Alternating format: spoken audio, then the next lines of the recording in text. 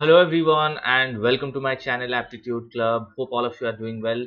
So this is the second part of CAT 2024 slot 1 QA solutions. So I'm splitting all QA slots into three parts. So the first part of slot 1 I have already uploaded. So if you have not watched that, do check it out in the I section. This is the second part and there will be one more part. The reason I'm splitting this is so that it will be easier for you to cover the questions in short span rather than like doing all 22 questions or watching a very long video at once. You can keep it small and break it down into three parts or two parts and solve. Why solve previous year questions? Previous year questions are like a window for us to understand what the CAD exam is. We will be reading a lot of chapters, we'll be covering the syllabus, but we need to have that understanding of what is the examiner expecting when we are reading this particular topic. What kind of applications are being asked in the exam? What should be our mindset? What should be our approach? What should be our thinking process when we see a new question? So that is the reason previous year questions, if we solve, that gives us a clear picture of what CAT exam is all about, what's the landscape like, and how we can practice and what kind of questions we should practice so that we'll find it comfortable. If you are very new to your CAT preparation and you are still watching this, not a problem. I'll try and explain every question from a very basic level so that you get to understand. Now even if there are a few topics which you have never read and you are not able to understand, just go through the question and the explanation that I'll be giving, and then once you cover that topic you will be absolutely able to relate to what the explanation was all about. Okay, so viewers who are new to the channel and you're watching the video for the first time, do subscribe to my Aptitude Club channel and explore the previous videos that I've done on quantitative aptitude and logical reasoning and data interpretation. So let's begin with today's session. Coming to the first question, is saying let x, y and z be real numbers satisfying this condition. 4 times x square plus y square plus z square is equal to a, and 4 times x minus y minus z is equal to 3 plus a. Then a equals. Okay. Now when we look at this, let us write it in this form. This is a and this thing is 3 plus a. So the second equation let me write. So 4 times x minus y minus z is 3 plus a, and in place of a I try and substitute the first equation. So 4 times x minus y minus z is 3 times, in place of a I'll be writing the LHS of the first equation, that is 4 times x square plus y square plus z square. Now once you write this, then we'll get a certain idea of what can be done here. So I'll just rearrange the terms. 4x square minus 4x plus 4y square minus 4y plus 4z square minus 4z.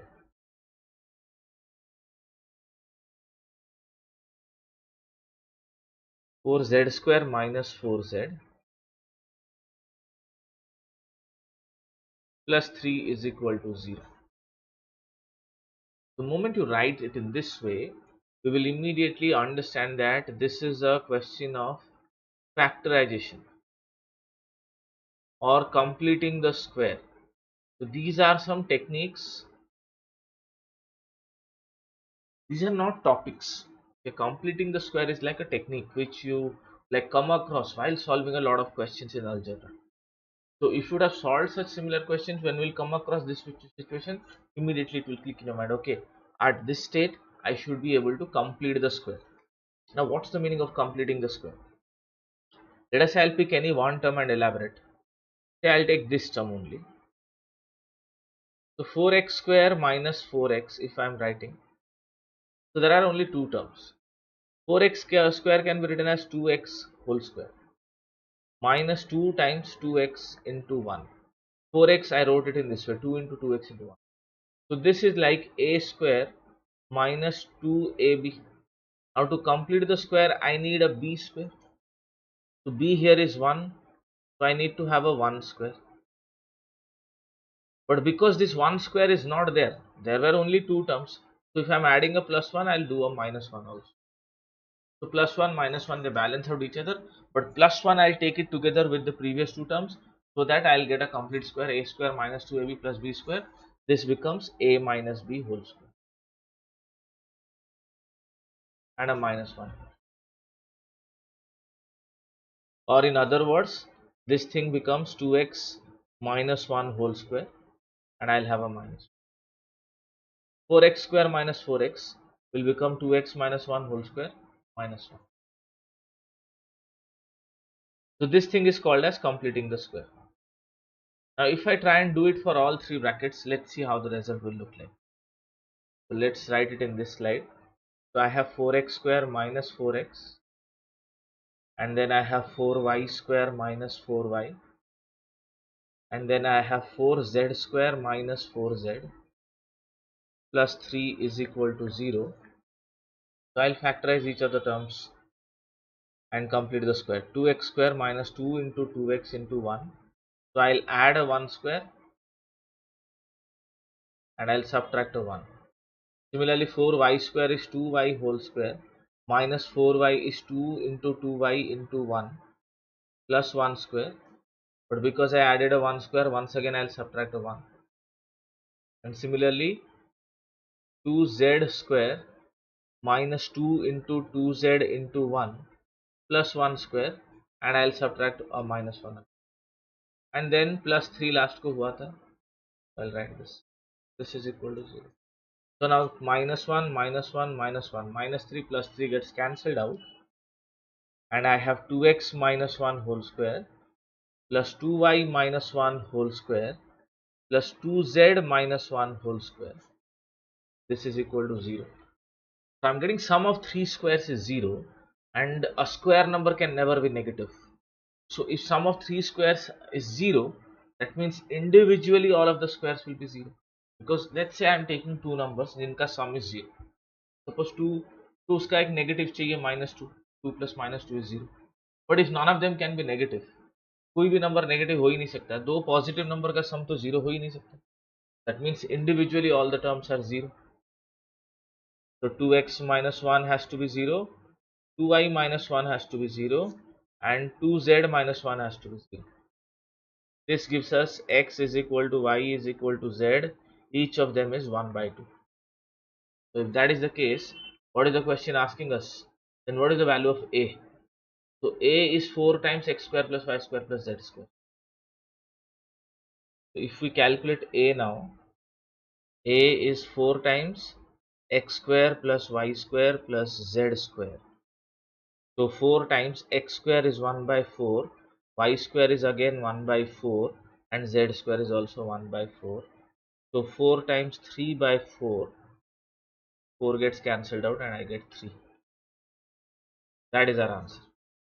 Completing the square. Now was it a doable question in the exam? Now it depends. So let's keep it under a round 2 question and not a round 1 direct question.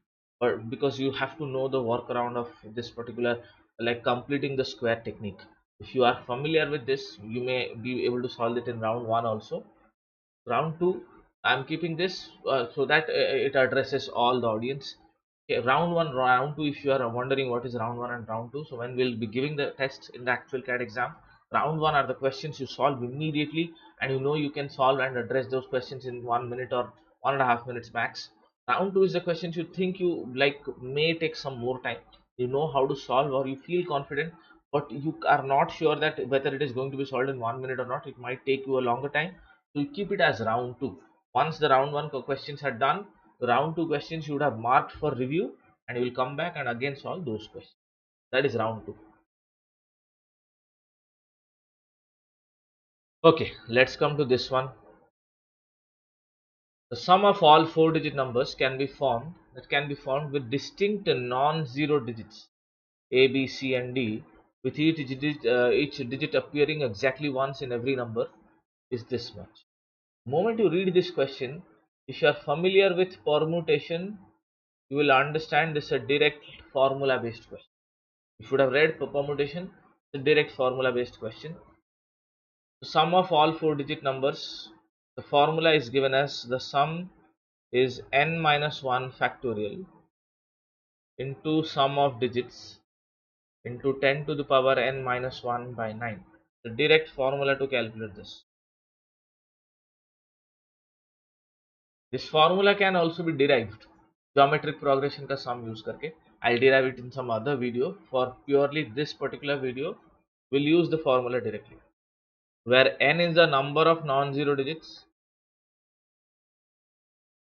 The formula can only be used for non-zero digits. SOD means the sum of the digits.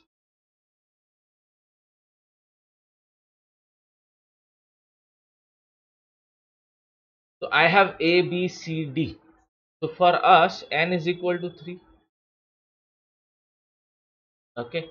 N is equal to, sorry, n equal to 4. A, B, C, D, no? 4 digits. So n is equal to 4.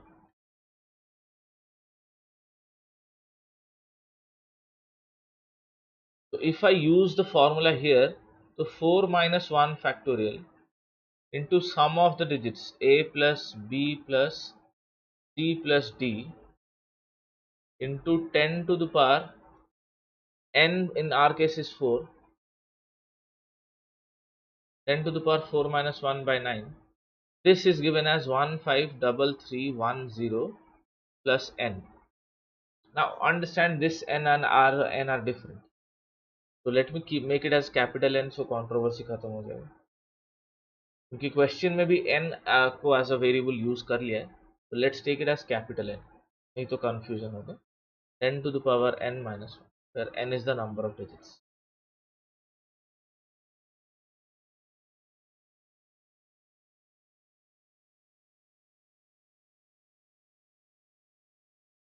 So this is given. Now let's see what kind of a result are we getting here. 4 minus 1, 3 factorial into A plus B plus C plus D whole into 10 to the power 4 minus 1 by 9. 10 to the power 4 is 10,000, minus 1 is 9,999, divided by 9 is 1111. So 3 factorial is 6. 6 times 1111 is 6666 into A plus B plus C plus D. This is equal to 153310 plus n. Okay. N is a single digit natural number. The moment you see this, n is a single digit natural number. So can I write that the sum of the digits A plus B plus C plus D, it should be divisible by 153310 plus n divided by 6666. A plus B plus C plus D should be a natural number. That means यहाँ पे जो result आएगा ये divisible होना चाहिए. If it is not divisible, how come I'll get a natural number? So A plus B plus C plus D जो value आएगा, that is 153310 plus n divided by 46666. तो यहाँ से हम figure out करेंगे कि n क्या हो सकता है. So let's try and divide this thing.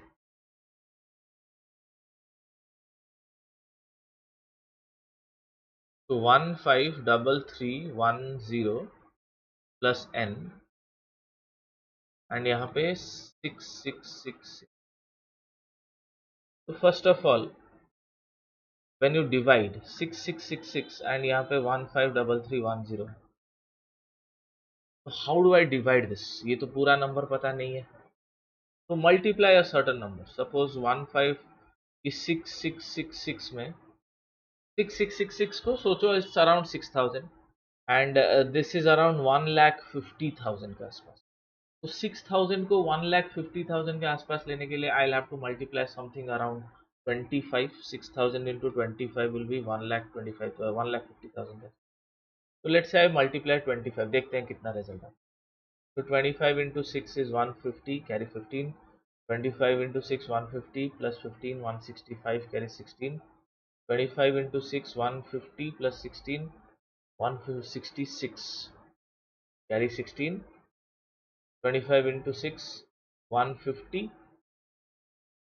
plus 16 166. So 1,66,000 exceed कर जा रहा है. So let me take a smaller number. Suppose 22 लेते हैं. 22 into 6 is 132. carry 13. 22 into 6 is 132 plus 13 145, carry 14. 22 into 6 132 plus 14 146, carry 14. 22 into 6 132 plus 14 140 14652, ये भी आसपास नहीं आ रहा है, तो maybe I have to increase this a bit more. 23 I think अब भी आना चाहिए, बट लेट्स चेक. 23 या 24 में से तो कोई एक पक्का होगा. 23 into 6 is 138, carry 13. 23 into 6 is 138, 13 151, carry 5. 23 into 6 is 138 plus 5 143, carry 14. 23 into 6 138, and then this is 153 153318 आ रहा है, and this is 153310. तो 666 6666 का मल्टीपल होने के लिए it should be 153318. if I compare it with 153310 plus n, that gives me n is equal to 8. and if n is equal to 8, a plus b plus c plus d is the quotient, जो कि 23 आ गया. I can't individually find what a plus b plus c why a b c d individually क्या है, but sum हमको मिल गया. What is the question asking? A plus b plus c plus d plus n. So clearly answer is 23 plus 8, 31. Now this can be a round 1 or a round 2 question for you, depending on how quickly you can calculate point 1, and point 2 is whether you know this formula or not, because deriving the formula in the exam can be little challenging. If you know the formula, it's a must solve question, or else you can skip this question in the exam. Let's say you have zero idea, better skip the question. Okay. All right, moving on to the next question. Easy one, and it's a question on remainders from the numbers area. Very like easy, and these are like sweets in the exam. Remainder questions अगर आ रहा है इस type का तो पक्का solve करना चाहिए, and you will be using formats theorem.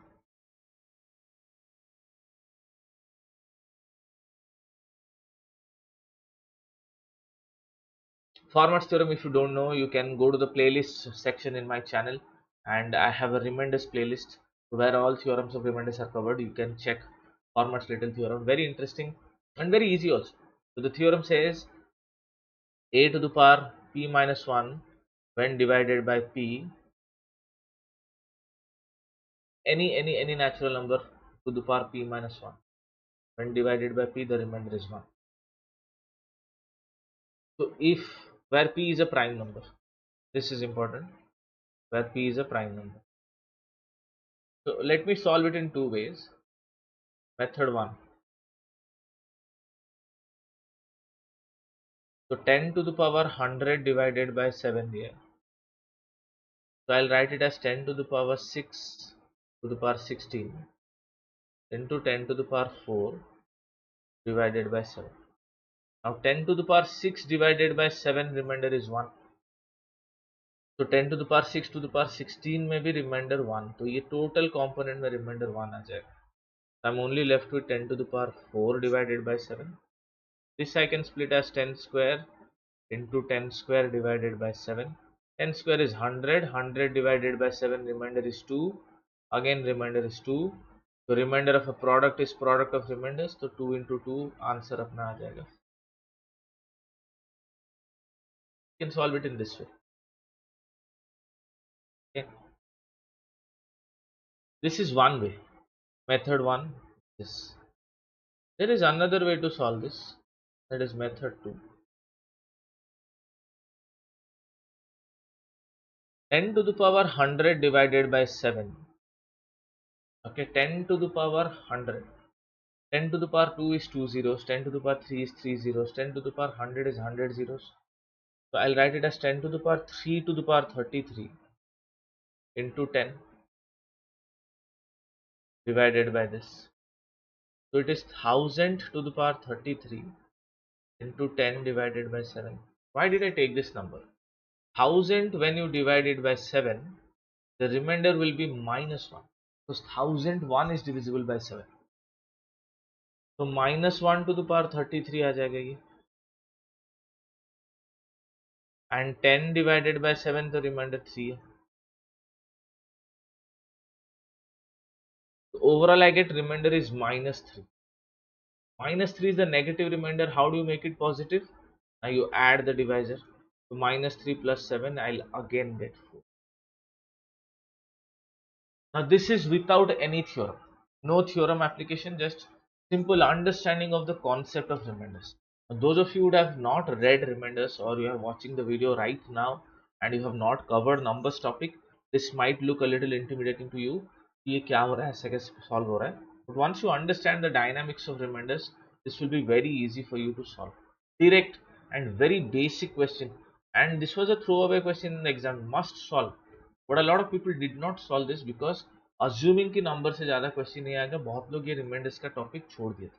So let's not do that mistake when we are preparing for CAT 2025. Should cover all areas dedicatedly. Doesn't matter कितने questions आ रहे हैं कितने नहीं आ रहे.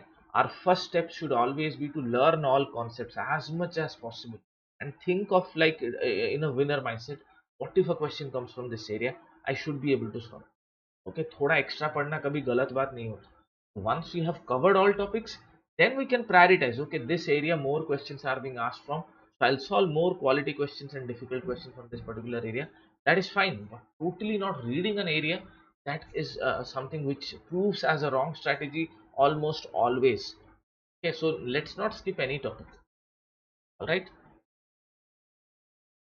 right, moving on to the next question. There are four numbers. Suppose the four numbers are A, B, C and D, such that the average of the first two numbers will be A plus B by 2. This is one more than the first number. So I can write A plus B is equal to 2A plus 2. That gives me B as A plus 2. Let this be equation. Then the average of the first three numbers, A plus B plus C divided by 3, is 2 more than the average of the first two numbers. Average of the first two numbers was A plus 1. The 2 more is A plus 3. So A, in place of B I will write A plus 2, and C, it is 3A plus 9. So C is equal to A, 2A gets cancelled, A plus 9. Sorry, A plus 7, वो 2 भी तो minus होगा, A plus 7. Interesting. Let this be equation 2. And the average of the first four numbers.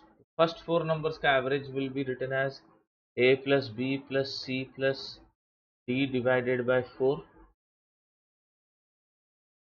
So this is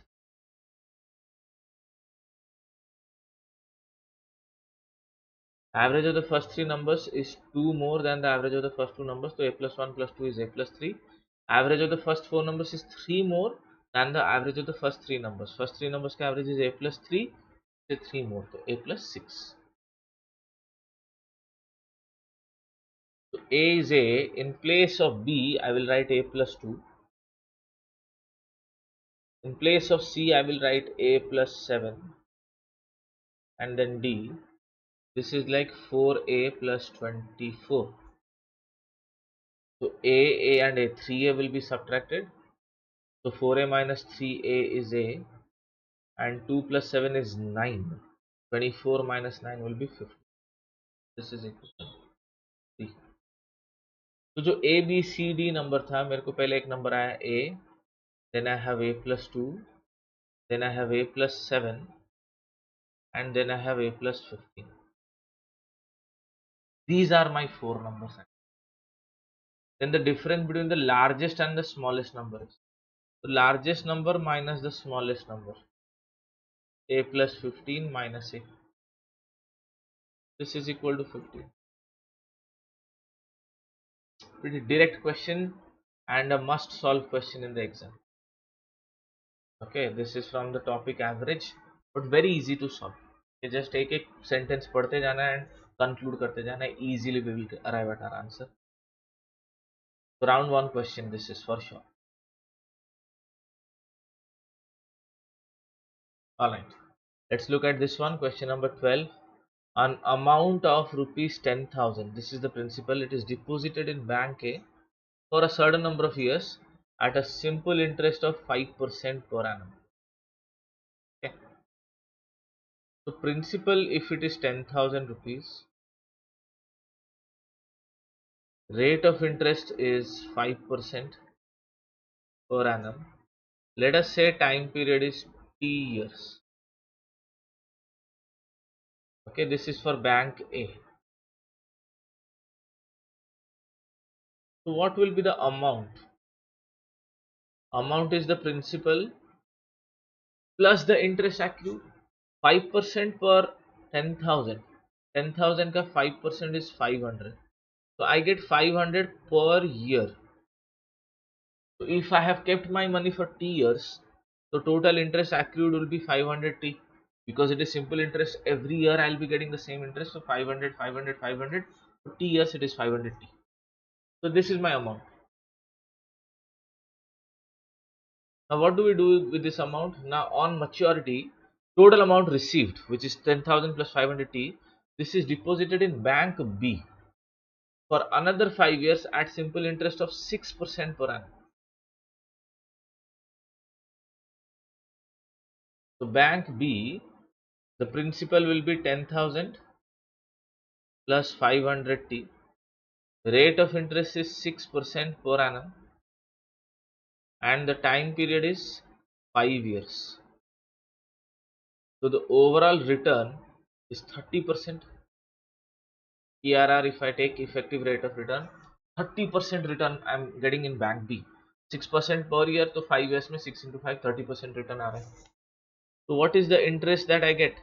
30% on this, 30% of principal, or 30% of 10,000 plus 500 T.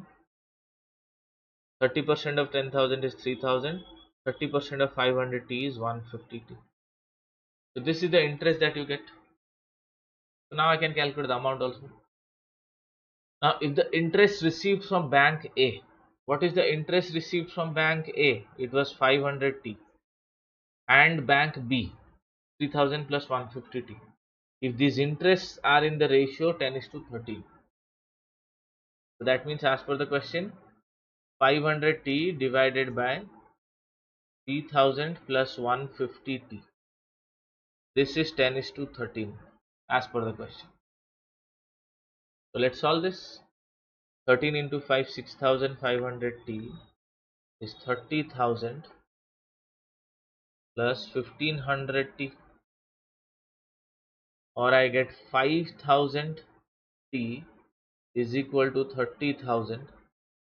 That gives us T as 6 years. That is our answer, because what is the question asking? The investment period in bank A, and that we had taken as T, and we got T as, again, a round one and must solve question on simple interest. SICI से एक तो आ रहा है, ऊपर से simple interest का question है, so definitely we should solve this in the exam. Nothing difficult, just proper understanding, concept clarity पहले होना चाहिए. A few good questions we should practice. Then जब नया question आता है, we should read one sentence at a time and try and like make sense of what is given, what is the question asking, where can it like take me, and what kind of calculation is getting involved, what all tools that I know, what kind of question that I've solved that can be relatable to this question. All these things, when your brain starts working, you will be able to solve. So that's the reason whenever you read any topic, you should practice as much as possible, so that ये जो process तुम्हारा होता है ये strong होता जाएगा. In the exam you see question, immediately at least you will be able to make a decision, can I solve this or can I not. At least I'll not waste time like in the questions. A lot of people keep trying to solve, and every question 3-4 minute waste हो जाता है. Don't take the pressure of solving every question. मैं बोल रहा हूँ must solve, but let's say you are not able to solve it, is still okay. Out of 22 questions, if I can leave half the questions also, there is still scope for a 99 percentile, or at least a 97 98 percentile by leaving half of the questions. तो pressure नहीं लेना, but अपने side से full try and full effort लगाना है before the exam, because during the exam we just have limited time. That's the time to perform. Each exam, each topic का, each area का जो preparation है, practice है, that has to be done before the test. Alright,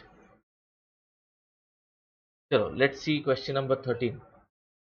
A shop wants to sell a certain quantity of grains. It sells half the quantity and an additional 3 kg of these grains to the first customer. Okay, so we'll take like this. इसको these kind of questions end से solve करते हैं. मैं दो वे में इसको solve करूँगा. Let initial quantity be x. So customer 1 x by 2, half the quantity and an additional 3 kg. So how much is left? Left, let's say, is r1, that is x by 2 minus 3. तो जब customer 2 आया, customer 2 को तुम क्या कर रहे हो? r1 is the remaining after customer 1 has taken, then it sells half of the remaining quantity. So r1 by 2 and an additional 3 kg. So how much is left? Let's say now it is r2, so it is r1 by 2 minus 3 kg. r2 is the amount left after customer 2 has taken. Finally customer 3 आता है, तो उसको क्या करते हैं ना, finally the shop sells half of the remaining, तो r2 by 2 and an additional 3 kg. And how much is left now? Left is 0. r2 by 2 plus 3. So ideally left should have been r2 by 2 minus 3. And r2 by 2 minus 3 अगर 0 आ रहा है, so r2 by 2 is equal to 3. That gives me r2 is equal to 6 kg. Now what is r2? Again यहाँ पे हम solve करेंगे r2, which is r1 by 2 minus 3. This is equal to 6. So r1 is 18 kg. And how much is r1? It is x by 2 minus 3. So how much will be x then? 18 plus 3, 21. X is coming as 42. That is our answer. Very easily we can solve. And जो लोग ratio topic पढ़े होंगे, ऐसे बहुत से questions बार बार आते रहते हैं. There is one other way to solve this. Why did I explain this method? A lot of people will recommend कि एंड से इसको सॉल्व करना है, which is correct also. मैं इसको इसीलिए सॉल्व कर रहा हूँ क्योंकि बहुत से लोग इसको पहले से ही सॉल्व कर लेते हैं by assuming let the initial quantity be x, but they get trapped in between. Because अगर तुम पूरा क्वेश्चन को x and x and x में सॉल्व करने के लिए ट्राई किए तो बहुत बड़ा प्रॉब्लम हो जाएगा. It will look very lengthy, can be solve but extremely lengthy हो. बट मैंने देखो क्या किया, I didn't continue with x, I started with x. First customer half and plus 3 kg लिया, तो लेफ्ट रहा हाफ एंड माइनस 3 kg. फिर मैंने इसको और एक वेरिएबल नेम कर दिया r1. तो मेरा राइटिंग सिंपल रहा. अगर मैं x by 2 minus 3 लिखता for half of x by 2 minus 3 plus 3, फिर उसका हाफ, तो वो बार बार ब्रैकेट ओपन करके एवरी स्टेप में you would have solve. That would have taken you a lot of time. तो उससे बेटर है तुम और एक वेरिएबल में उसको रिप्लेस करो. Took this as r1 left after customer 1. Customer 2 कितना लिया ना, r1 जितना बचा था उसका हाफ प्लस 3, तो लेफ्ट इज उसका हाफ माइनस 3, उसको फिर मैंने r2 ले लिया. कस्टमर 3 आके जितना बचा था r2 उसका हाफ प्लस 3, तो बचना चाहिए उसका half minus 3, but that is 0. तो वहां से r2 मिल गया, r2 मिला तो अभी r1 मिल जाएगा, r1 मिला तो फिर x मिल जाएगा. This is how you can solve. So the smart game here was to replace every time with new variables and not continue with x. That is the reason I am taking this method first. But method 2 भी देखते हैं क्या है. Method 2 is proceeding from the end. Proceeding from the end. So I'll start with the third customer. Third customer जितना बचा था, suppose this is the quantity left. Third customer इसका half लिया एंड 3 kg लिया. अगर हाफ लिया तो half बचेगा. Every customer is taking half and 3 kg. Third customer के पॉइंट ऑफ व्यू से सोचो, उसने हाफ लिया फिर 3 kg लिया एंड सब खत्म हो गया. तो जब तुम हाफ लोगे तो you will be left with half and that half is 3 kg. So for the third customer,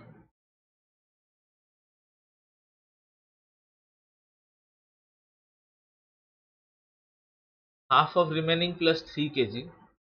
After he has taken this, if it is 0, that means when the third customer arrived, quantity left was 6 kg. So that 6 ka half is 3 kg and another 3 kg. Total thing is done. Now look for customer 2. So go a step back. So 6 kg से just पहले क्या हुआ था? Just before 6 kg was left for customer 3, additional 3 kg was taken for by customer 2. So I'll create a flowchart like this. Let's not write like this. I'll create a flowchart like this. What was the last thing customer 3 did? I took 3 kg and 3 kg was half. तो उसके पहले उसके पास 3 kg था. So this total thing is 6 kg. So this is customer 3. What happened just before this? So there would be 9 kg, because 9 kg customer 2, if you look at, when 6 kg is left, 6 kg, if I try and go one step back, customer 2 ने क्या क्या लिया? Customer 2 will be taking 3 kg extra and also customer will be 2 will be taking half. So 6 kg plus 3 kg extra, I reach the number 9, and 9 is left after you have taken half. So for customer 2, left is 18 kg. So customer 2 पहले half लेगा 9 kg and then 3 kg. So 9 plus 3 12 kg taken, 6 kg is left. Now for customer 1 again in the same process, customer 1 will take additional 3 kg.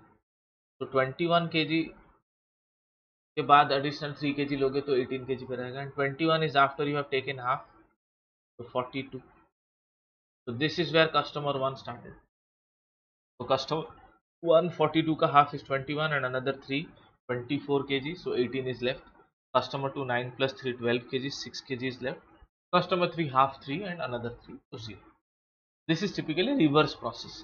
पीछे पीछे जाएंगे and easier to solve, easy process. But I explained both the methods so that even if by mistake you are solving by the first method, don't get trapped in variables.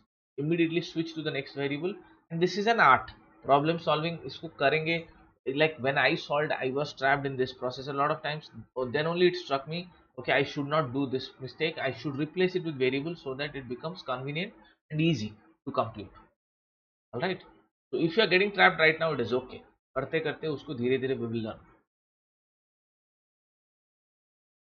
Let us look at question number 14. Suppose x1, x2 till x100 are in arithmetic progression. Good arithmetic progression, easy topic. Such that x5 is minus 4. How much is x5? x5 is x1 plus 4d. This is given as minus 4, where d is the common difference. And also it is given 2x6 plus 2x9 is x11 plus x13. So let us explore this. 2 times x6 plus x9 bracket में रखते हैं. x6 is x1 plus 5d and x9 is x1 plus 8d. This is x1 plus 10d and this is x1 plus 12d. Because in an arithmetic progression, nth term is a plus n minus 1d. x1 plus x1, 2x1 into 2, 4x1, 5d plus 8d, 13d into 2 is 26d. This is 2x1 plus 22d, or I get 2x1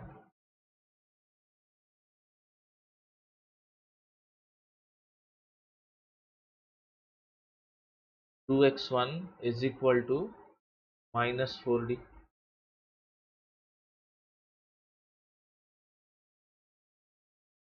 or x1 is equal to minus 2d. Just check the calculation. 10d and 12d, 22d आया correct, and this is 5 8 13 into 2 26, so minus 4. x1 is minus. Correct. Once I arrive at this result, then let us take this x1 and put here. So minus 2d plus 4d is equal to minus 4. x1 के place में I am substituting minus 2. So I get 2d is equal to minus 4. So d comes as minus 2. If d is minus 2, then x1 is minus 2 into minus 2. x1 is 4. So I got what the first term is and what the common difference is. So x 100 it is asking. The 100th term is x1 plus 99d. What is x1? x1 is 4 and d is minus 2. So 4 minus 198 minus 194 is that. Again, a very simple, very easy and a must solve question in the exam. 1 minute के अंदर आराम से question होगा. We just have to proceed only the nth term, not even any like specific property of arithmetic progression or sum ka property, nothing used, only the nth term. Very easy and direct question. We just need to understand the basics of arithmetic progression. All right. So that is it from my end for this video. Wait for the part 3 so that slot 1 will be completed, and I will similarly keep posting videos of each slot in 3 parts so that you get a good practice of all previous year questions. So once again, thank you all for joining, and if you like the video, do subscribe to my channel and give me your feedback and suggestions in the comment section, and we'll meet again in yet another video. Till then, keep solving, keep practicing. Thank you all.